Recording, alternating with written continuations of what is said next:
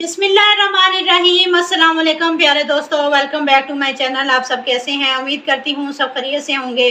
गर्मियाँ आते ही हर दस्तरखान पर चटनी और रायता तो यकीनन लाजमी होता है। तो आज मैं आपके साथ टमाटर की बहुत ही मज़ेदार सी चटनी की रेसिपी शेयर करूँगी। चटनी एक ऐसी चीज़ है जिसके बगैर खाने का मज़ा ही नहीं आता। बस आप एक बार बना लें और महीनों ये मज़ेदार सी चटनी इंजॉय कर सकते हैं। यकीन मानिए दस्तरखान पर ये टमाटर की चटनी मौजूद होगी तो आप सालन को भी खाना भूल जाएंगे। तो चलिए जी, हम सब की बहुत ही फेवरेट मज़ेदार सी टमाटर की चटनी बनाते हैं। आपने वीडियो को एंड तक देखना है। वीडियो अच्छी लगे तो चैनल को सब्सक्राइब भी ज़रूर कर लें। चलिए जी, फटाफट से वीडियो को बनाना स्टार्ट कर लेते हैं।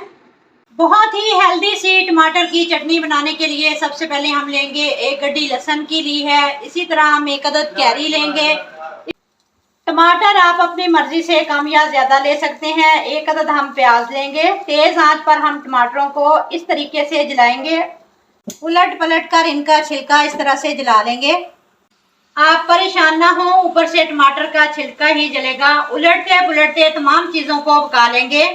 आप देख सकते हैं छिलका ऊपर से ब्लैक हो चुका है। इनको अलग से एक प्लेट के अंदर निकाल लेंगे। आम का छिलका भी ऊपर से काफी हद तक जल चुका है। प्याज और आम को भी हमने पका लिया है। तमाम चीजों का छिलका रिमूव कर लेना है। फोक और नाइफ की मदद से छिलका रिमूव कर लेंगे। इस तरह से ये आसानी के साथ देखें उतर रहा है। काफी हद तक टमाटर हमारे सॉफ्ट हो चुके हैं। इसी तरीके से तमाम टमाटरों का छिलका रिमूव कर लिया है।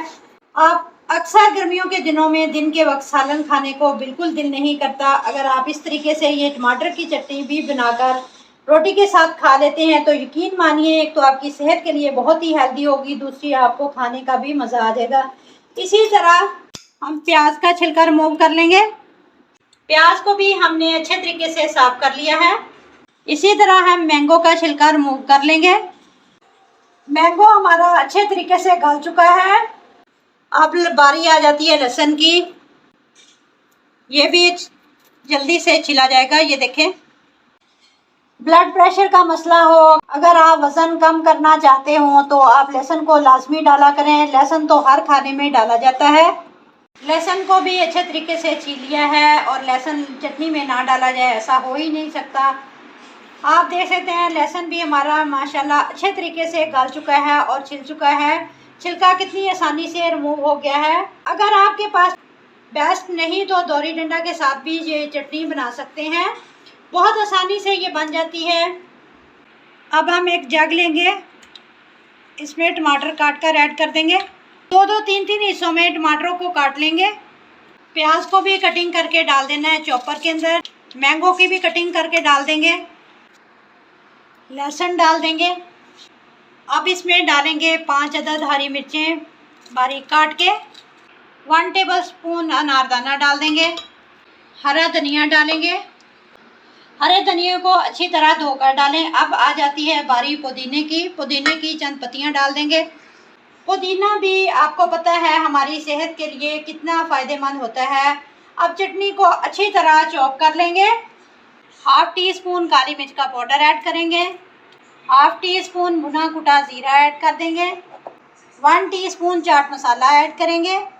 हाफ टी स्पून रेगुलर नमक ऐड करेंगे।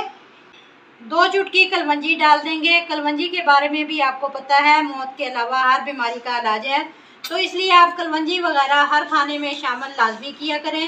अब चटनी को अच्छे तरीके से मिक्स करेंगे। अगर आप चाहते हैं कि हमारी चटनी लंबे अरसे के लिए चले, आप इसमें स्पेसी का 1 चम्मच डाल देंगे। इससे आपकी चटनी बिल्कुल भी ख़राब नहीं होगी।